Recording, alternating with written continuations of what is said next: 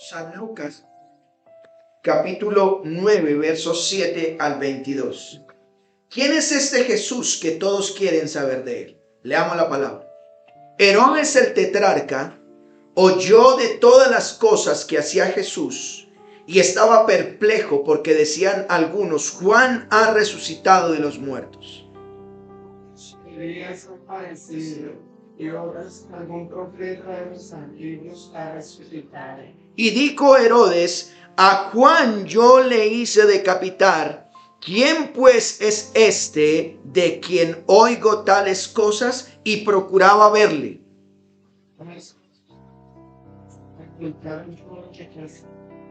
Y tomándolo se retiró parte al lugar desierto de la ciudad llamada de Galilea. Y cuando la gente lo supo, le siguió, y él les recibió y les hablaba del reino de Dios y sanaba a los que necesitaban ser curados. Las cercanas y 12 le dijeron: vean la caja, y sanó y cuentas y estos precauciones estamos en guerra desierta. Y él les dijo: dales vosotros de comer. Y dijeron ellos: no tenemos más que 5 panes y 2 pescados, a no ser de que vayamos nosotros a comprar alimentos para toda esta multitud.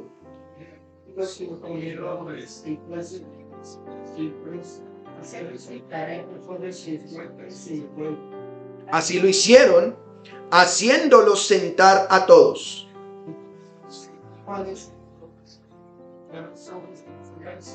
Los bendijo y Y comieron todos y se saciaron y recogieron lo que les sobró, 12 cestas de pedazos.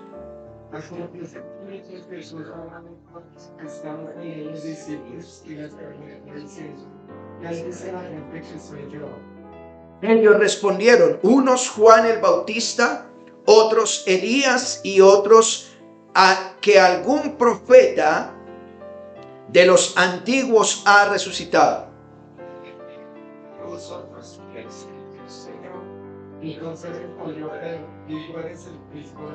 Pero él les mandó que a nadie dijesen esto, encargándoselo rigurosamente. Y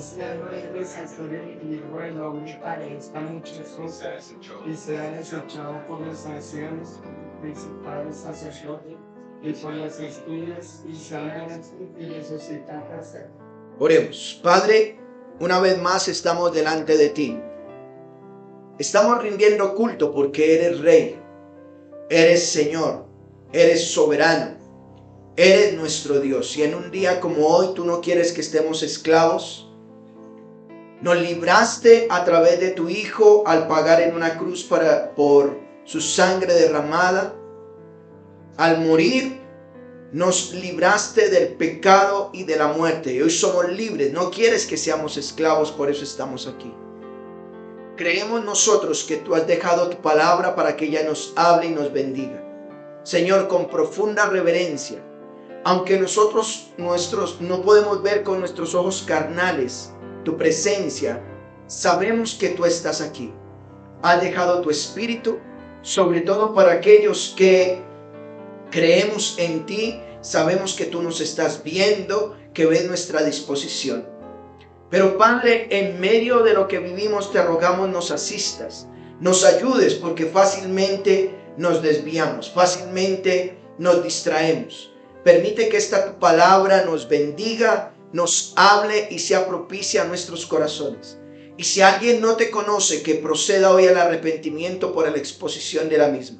Usa el predicador, dígale: Señor, úsalo para que esta tu palabra me bendiga y sacie mi alma para la gloria tuya. Oramos en Cristo Jesús. Amén. Tome su lugar, por favor.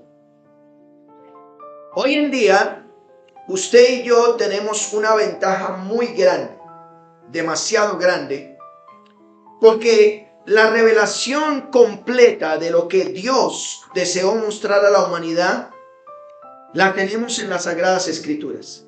Es decir, todo lo que Dios se propuso mostrarle a la humanidad Usted lo va a encontrar en la Biblia. Lo que Dios un día planeó de cómo llevarnos a su reino, ya está en las Escrituras, y usted y yo tenemos esa gran ventaja, porque ya no es una historia parcializada. No estamos en la historia de Noé, no estamos en la historia de Abraham, no estamos en la historia de los patriarcas o de los reyes, de la monarquía.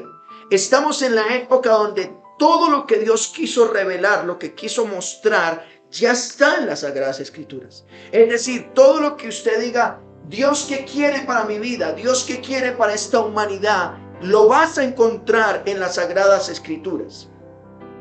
Ellas nos muestran toda la verdad. Pero escuchen algo. ¿Qué hay de los que estaban en el tiempo del Señor Jesús? No tenían la revelación completa, no tenían el Nuevo Testamento escrito. Pensemos por un momento si hubiéramos tenido, piense usted, si usted y yo tuviéramos la oportunidad de haber vivido en la época del Señor Jesús. En la época donde había una religión llamada el judaísmo que tenía control de casi toda Europa, Asia. Pero el Imperio Romano gobernaba bajo espada. Pensemos que hubiéramos estado en esa época y hubo un hombre que apareció, y ¿qué pensaríamos de él? El Señor Jesús apareció en la tierra. Un hombre que, siendo de una ciudad muy pobre, era de la ciudad de Belén. Una ciudad muy pobre, demasiado pobre. Pero peor aún, él era de una familia también muy pobre. María y José eran bien pobres.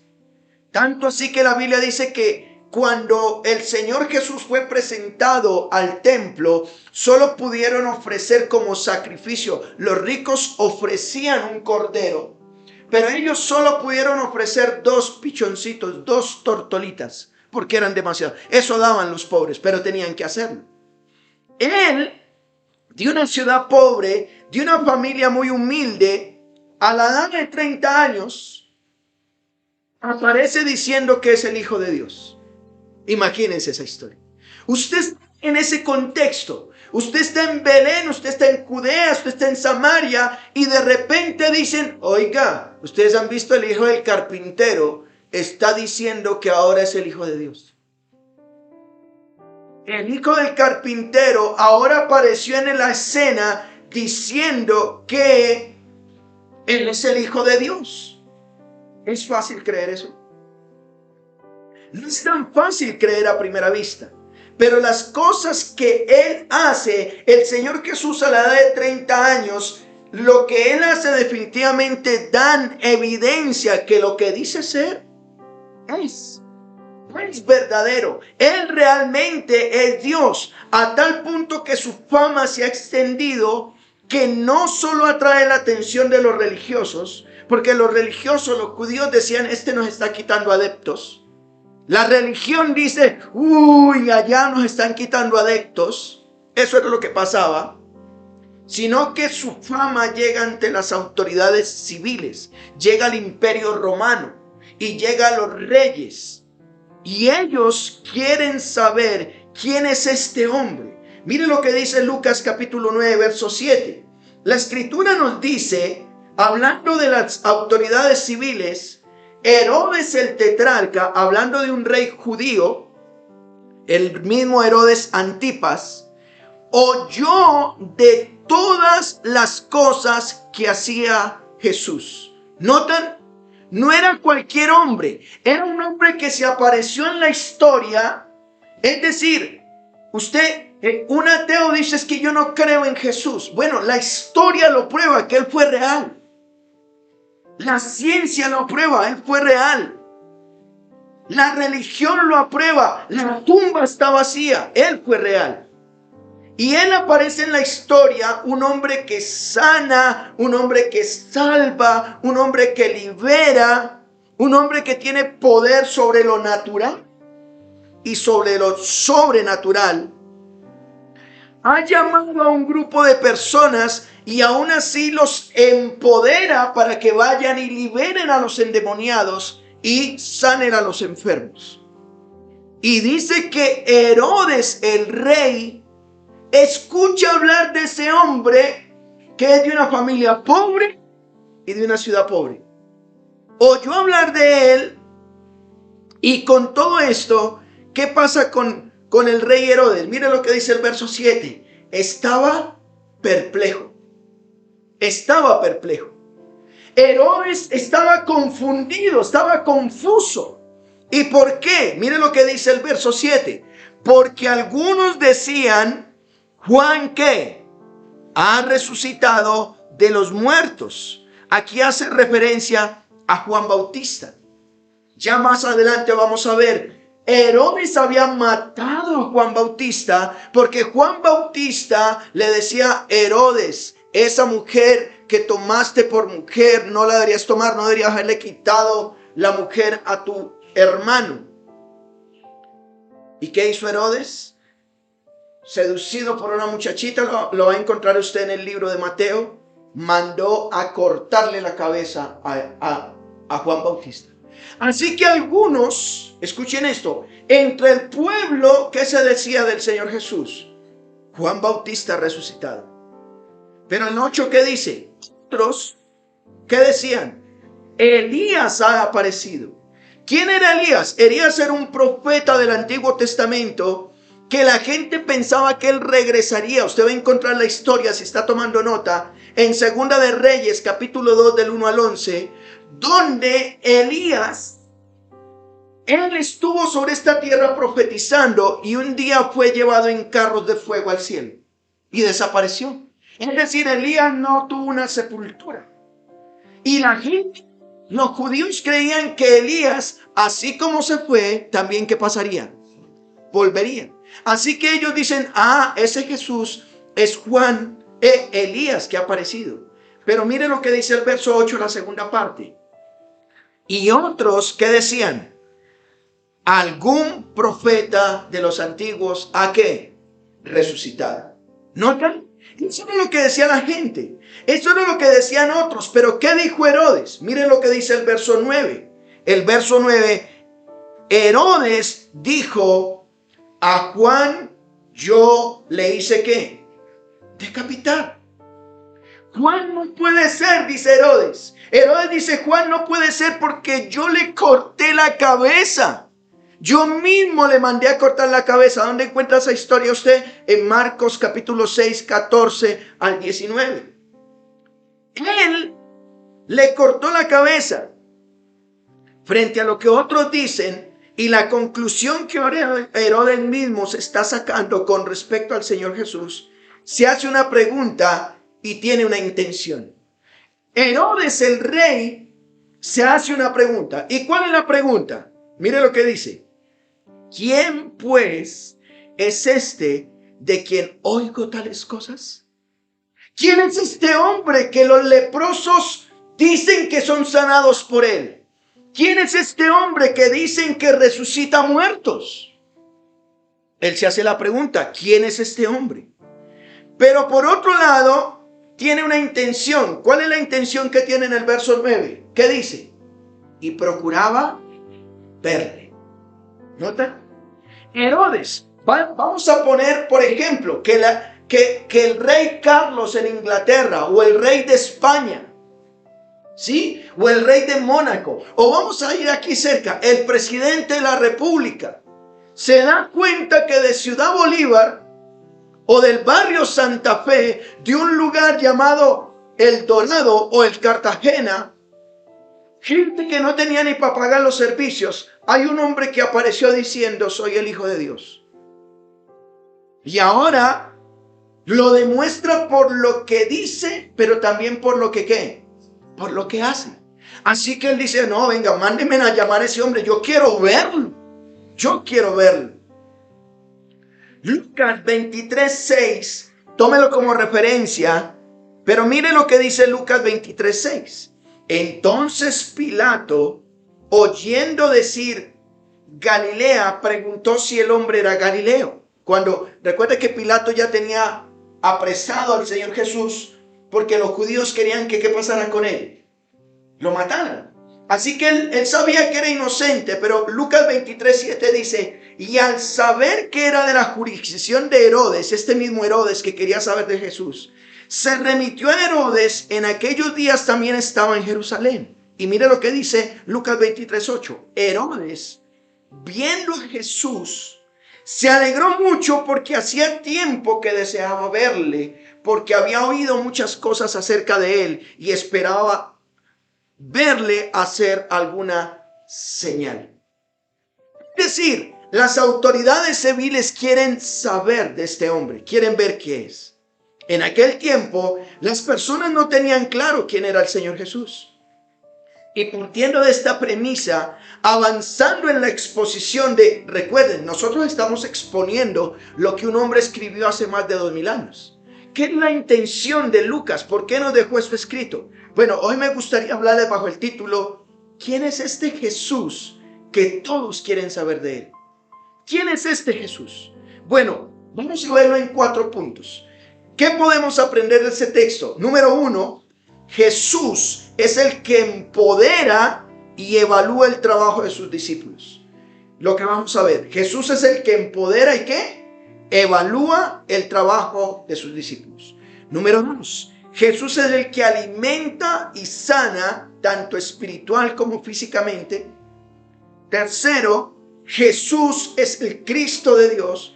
Y cuarto, Jesús es el cumplimiento de las Escrituras. ¿Por qué esas 4? Miremos el primer punto. ¿Quién es este Jesús que todos quieren saber de él? Bueno, este Jesús es un hombre que empodera, que da poder y evalúa el trabajo de sus discípulos. Miren lo que dice el verso 10. ¿Vuelto quiénes? Los apóstoles le contaron todo lo que habían hecho.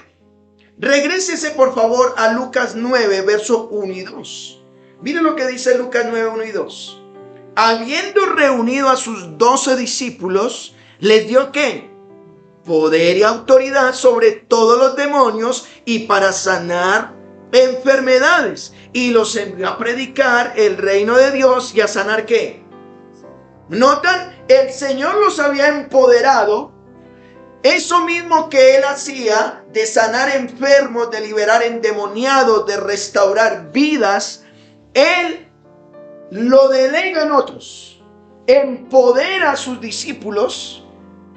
Y por eso decimos que Él los empodera. ¿Y qué hicieron ellos? Regresaron y le contaron todo lo que habían hecho. En otras palabras, ellos reportan o testifican lo que va pasando. Hay un Señor que los empodera, les dice ustedes pueden sanar enfermedades. Solo métanse en la historia. Estos hombres están regresando y dicen, Señor, nos fuimos para Cajicá y había una señora que estaba en silla de ruedas, le impusimos las manos y salió corriendo. Nos fuimos para Cali y en Cali también la gente fue sanada. Nos fuimos para Tunja y la gente fue sanada. Pero interesante, nos fuimos para Ciudad Bolívar y allá habían endemoniados y los endemoniados fueron libres. Ellos que hicieron le contaron. Pero ¿qué hace el Señor Jesús? Tomándolos, ¿a quiénes? A sus discípulos. ¿Qué dice que hizo? Se retiró aparte. Aquí vemos un retiro espiritual. El Señor se retira con sus discípulos. Mire que la multitud estaba alrededor del Señor, pero Él deja a la multitud a un lado y quiere evaluar lo que sus discípulos hicieron.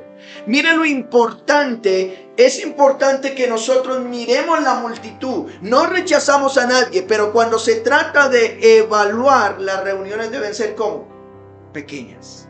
El Señor dice, tomándolos, se retiró aparte a un lugar que desierto. ¿A quiénes tomó? A sus discípulos. ¿Qué hizo con ellos? Un retiro espiritual. ¿A qué lugar? A un lugar tranquilo y solitario, a un lugar desierto de la ciudad llamada Bethsaida. ¿Qué evalúa? ¿Qué incluye la evaluación? Bueno, las cosas que se hicieron bien y las cosas que estaban por mejorar. Bueno, a la próxima, cuando usted imponga manos y va a ocurrir algo, pues tenga cuidado en tal cosa. Estuvieron evaluando. Así que este Jesús, que Herodes está preguntando quién es ese, está demostrando que el mensaje del reino de Dios no solo está con él, sino que está con los que él ha empoderado. El mensaje se sigue reproduciendo. Así que este Jesús es el que empodera, pero también pide cuentas o espera informes. Vayan conmigo a Mateo capítulo 25. Mateo capítulo 25, verso 14. Mira lo que dice. Porque el reino de los cielos es como un hombre que yéndose lejos, llamó a sus siervos y les entregó, ¿qué dice? Sus bienes. Después de mucho tiempo, vino el Señor de aquellos siervos y ¿qué dice que hizo? Arregló cuentas con ellos. El Señor quiere que le rindamos cuentas. Un día nos va a pedir cuentas. Aquí habla de aquel Señor. El Señor Jesús un día se fue a los cielos y nos dejó esta tierra a nosotros. Y Él va a pedir cuentas de lo que estamos haciendo con esta tierra. Él dice que a sus siervos, ¿qué hicimos? Dice el verso 19, después de mucho tiempo vino el Señor a aquellos que siervos y arregló cuentas con ellos. Pero miremos un segundo punto. ¿Quién es este Jesús? El que empodera y pide ¿qué? Cuentas. Pero segundo, Jesús es el que alimenta y sana tanto espiritual y físicamente. ¿Por qué dice eso? ¿Qué hace la gente cuando saben de un hombre así? ¿Qué hace la gente cuando... Vean, yo quiero preguntar algo. En este momento por la calle hay mucha gente, pero ¿qué pasaría si saben que aquí hay un hombre que sana cualquier enfermedad? ¿Cómo estuviera esto? Hubieras llegado hoy tarde. Haces fila para entrar. Abres el techo para entrar. Haces lo que sea.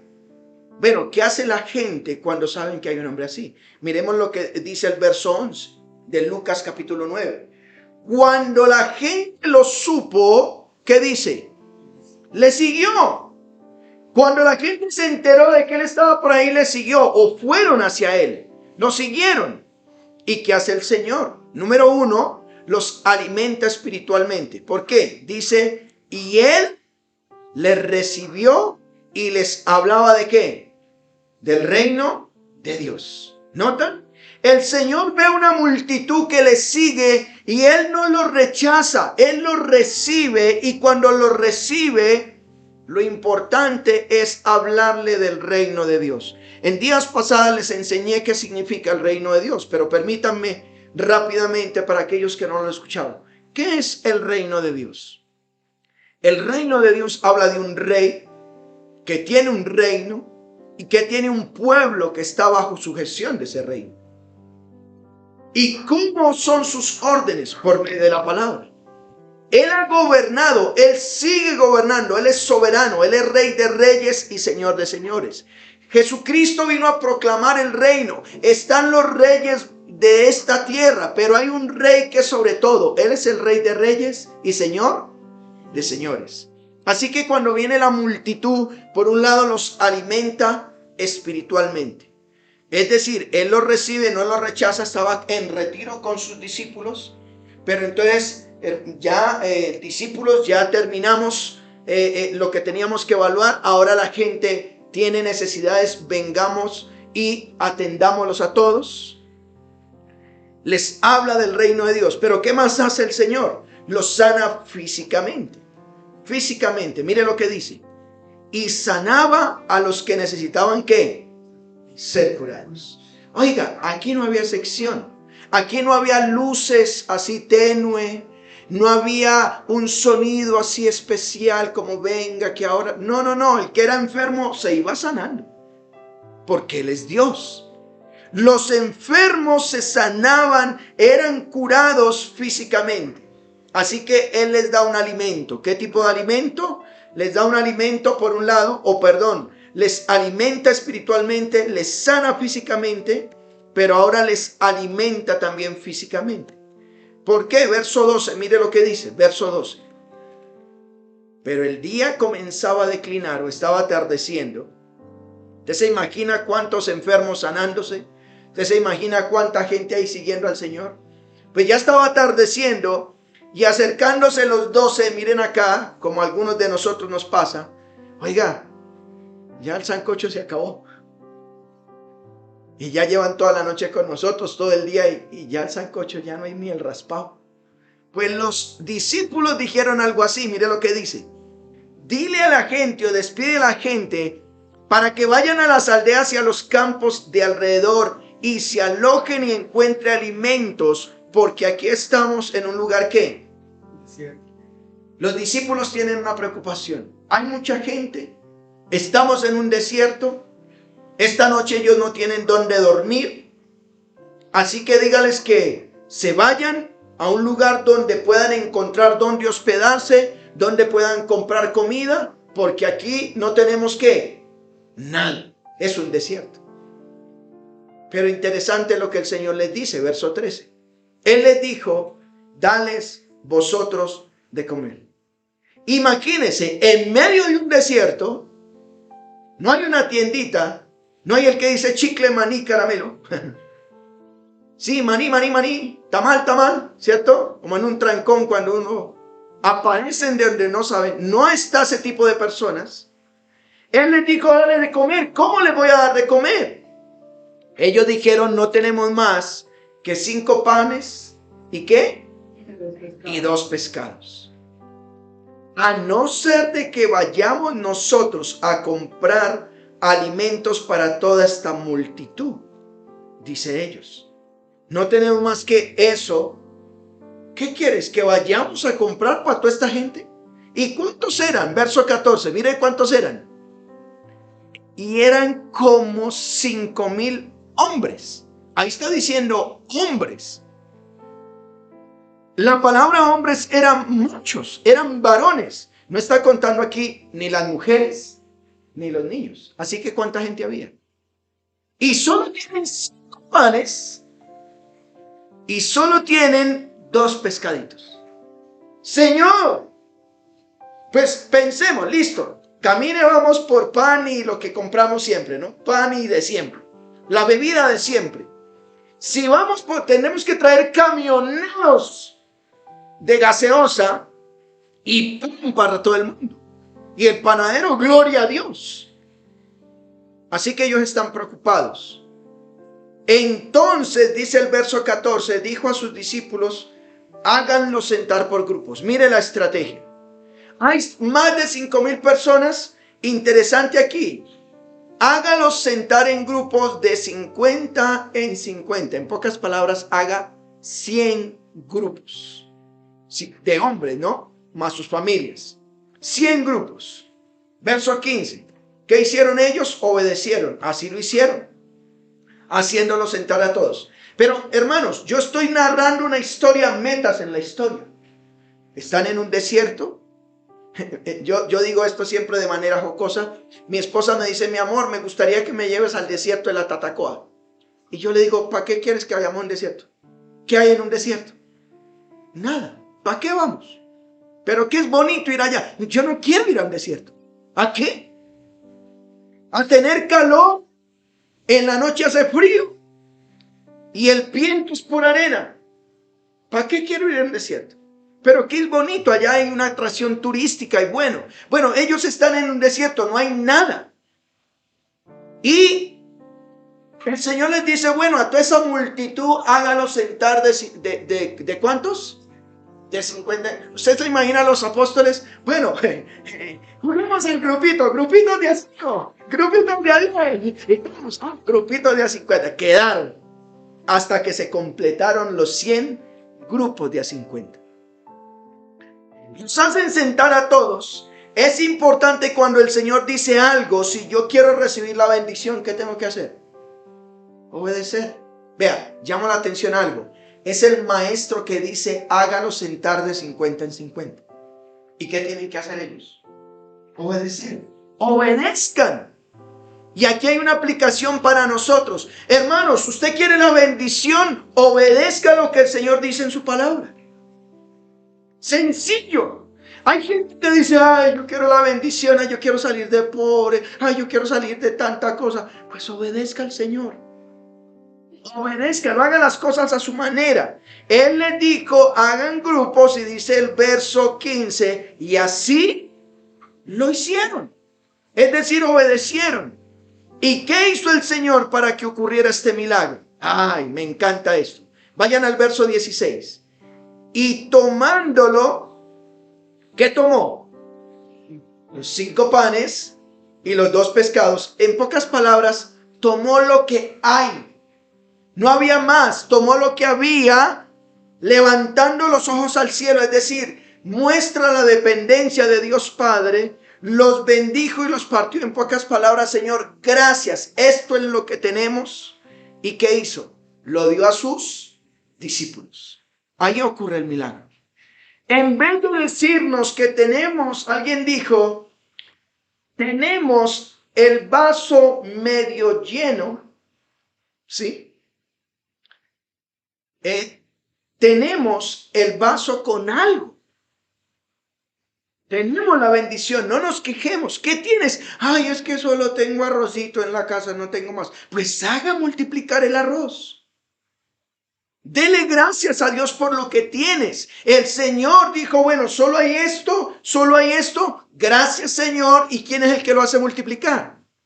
El Señor. Eso fue lo que pasó. Aquí hay otra cosa. Mire que Él dio a sus discípulos para que lo pusiesen delante de la gente, para que ellos repartieran. Cuando Dios bendice, le agrada que la bendición nosotros que hagamos, no la comamos. No, hay que compartir. Aquí hay una aplicación. Amado papá, amada mamá, cuando tú le des algo a tu hijo, enséñale que aprenda a compartir. Porque cuando usted y yo compartimos, más bendición nos llega. Cuando todo queremos para nosotros, todo queremos para nosotros. Y cuando damos es lo que nos sobra, ahí llega maldición, pobreza. ¿Me estoy explicando? Aprendamos no solamente nosotros, sino otros a que puedan dar. ¿Qué pasó cuando el Señor alimentó físicamente? Mire lo que dice el verso 17. ¿Y comieron cuántos? Todos. Para todos alcanzó. ¿Y qué pasó con los que comieron? Se saciaron.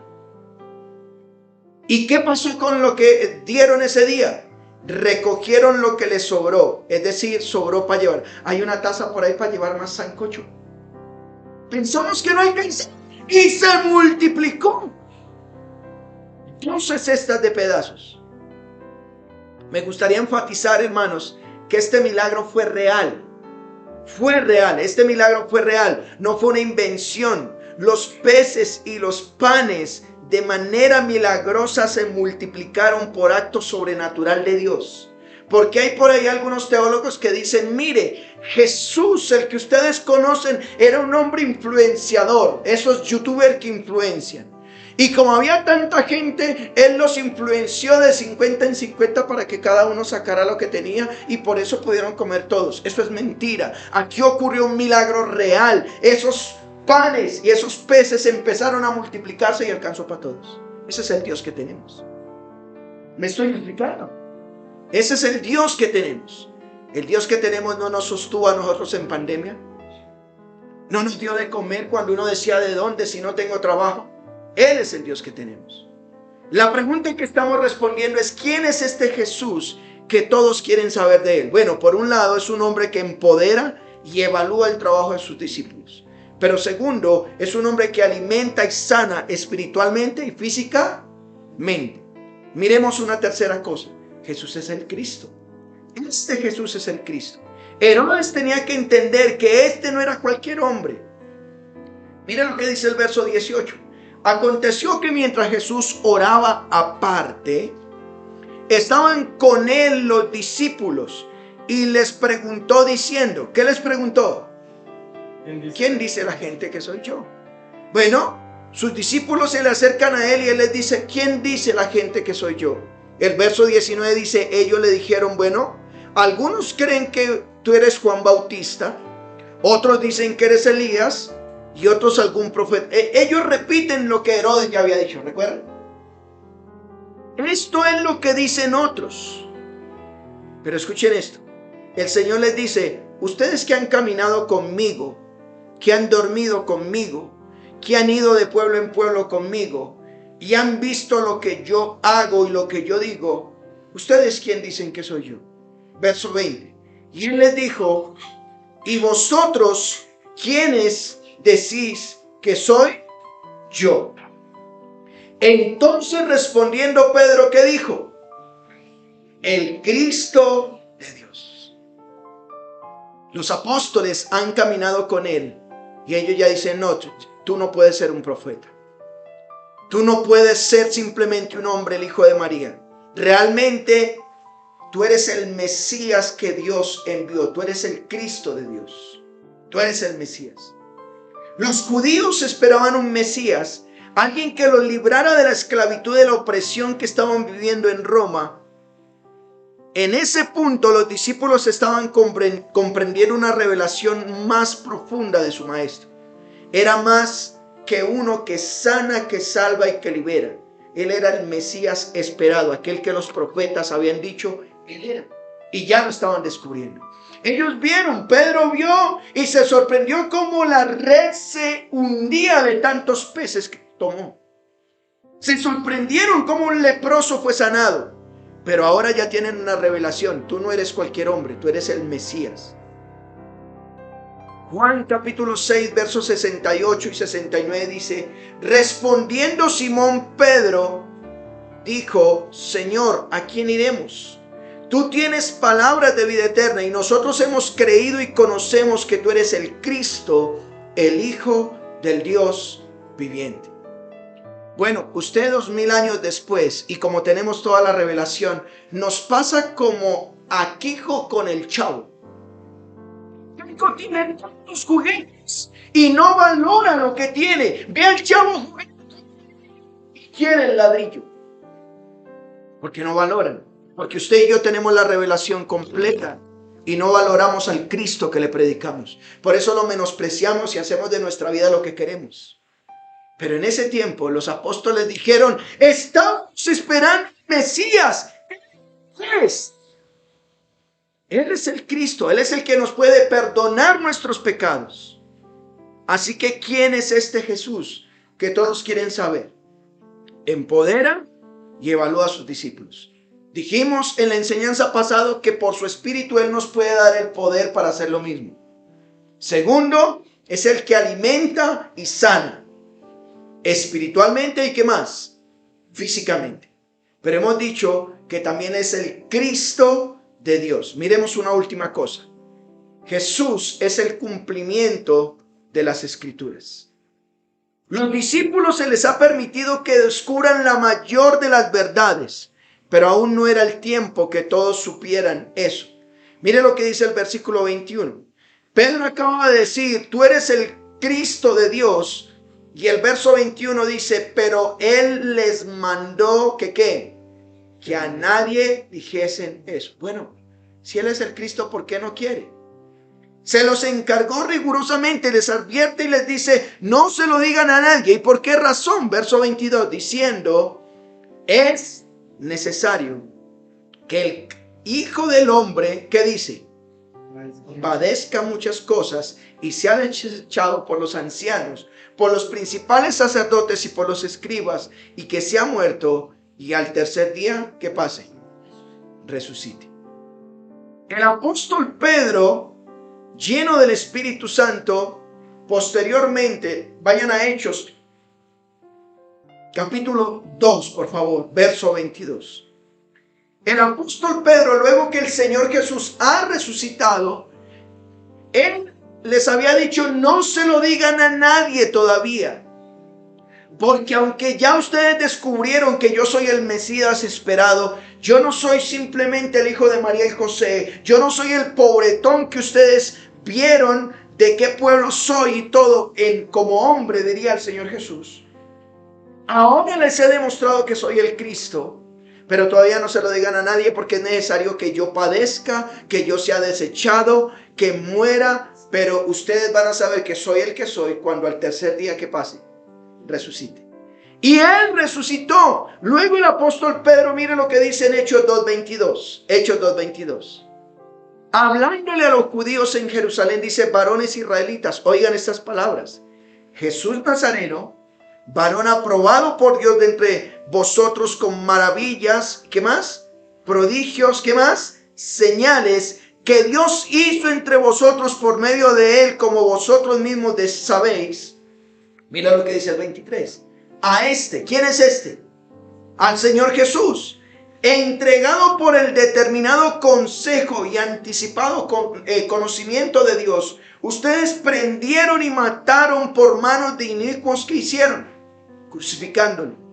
El cual que dice: Dios levantó de los muertos, sueltos los dolores de la muerte, por cuanto era imposible que fuese ¿qué? Retenido por ella. No, pero allá con total libertad habla el evangelio. Este Jesús no es cualquiera. ¿Quién es este Jesús que todos quieren saber de Él? ¿Por qué querían saber de Él? Porque los sanaba, porque los alimentaba, porque los bendecía. Pero este Jesús es más que esto. Él es el Mesías. Él es el Salvador. Él es el que puede sanar tus enfermedades, pero puede salvar tu alma. Me gustaría leer un comentario de la Biblia Diario Vivir, de la Biblia Diario Vivir de estudio. Jesús dijo a sus discípulos que no deberían decir que era el Cristo, porque en ese momento no entendía del todo el significado de esta declaración. Ninguno lo entendía. Todos seguían esperando al Mesías, que vendría como rey conquistador. Pero Jesús, como Mesías, tendría aún que sufrir. Lo rechazarían los líderes, moriría, y luego de morir, ¿qué pasaría? Resucitaría. Cuando los discípulos vieran suceder todas estas cosas en Jesús, comprenderían el porqué de la venida del Mesías. Solo entonces estarían preparados para predicar las buenas nuevas alrededor del mundo. Cierro la cita. Es decir, que este Jesús realmente se cumpliría en Él lo que dijo que era, cuando ¿qué pasaría? Resucitaría. Y Él resucitó. Así que concluyo con esto. Como dije al comienzo, para los que estuvieron con el Señor de manera presencial, muy seguramente, si no es por la ayuda del Espíritu Santo, no podrían creer fácilmente lo que estaban escuchando. Decir que Él era el Mesías cuando sabían que era el hijo del carpintero. No era fácil creer en eso. Pero hoy en día nosotros tenemos la revelación completa. Tú que me escuchas, por favor, deja de vivir tu vida como la estás llevando. Deja de creerte que Dios no te está viendo. Él es real. Yo te animo a que creas que Él es el Mesías. Él puede perdonar tus pecados. Este es el día que Dios quiere que te arrepientas. ¿Quién es Jesús para ti? ¿Es uno que vienes y le das culto como quieres y cuando quieres? ¿Quién es Jesús para ti? Él fue entregado, Él derramó su sangre, murió para perdonar tus y mis pecados. Quiero preguntarte, ¿puedes creer esto? Pero Él quiere empoderarte.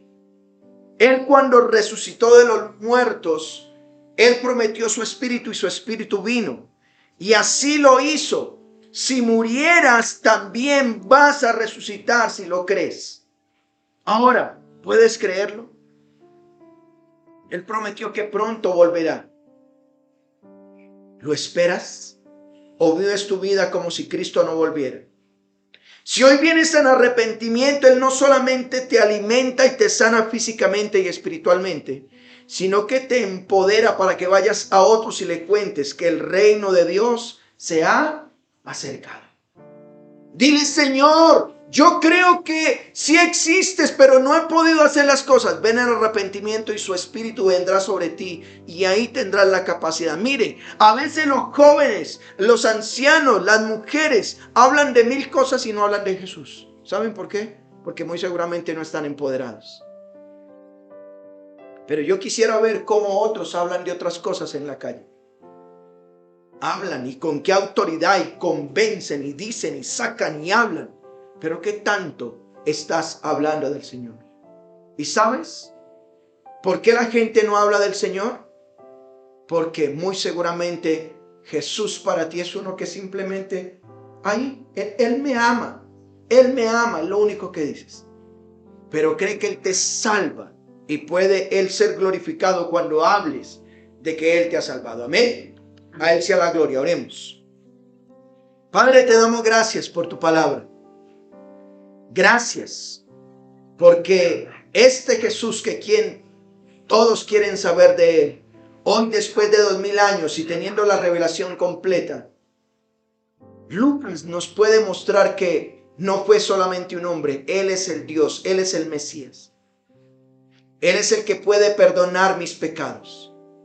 Ven delante de Él y dile: Señor, yo te pido perdón por mis pecados. Dígaselo ahí. Perdóname. Perdóname porque he hecho las cosas a mi manera. Hoy me arrepiento, pero creo que si me arrepiento, mis pecados pueden ser perdonados por la obra que tú hiciste al morir en una cruz. Él tuvo que ser entregado, ser rechazado y muerto. Y era necesario para que mis pecados fueran perdonados. Pero al tercer día resucitó. Prometió su espíritu para empoderarnos. Dile: Señor, ven con tu espíritu a mi vida y haz de mí una nueva criatura para la gloria tuya. Señor, bendíceme y permite que yo pueda contar que este Jesús no es simplemente el que nos han enseñado en Navidad. Él es el Cristo.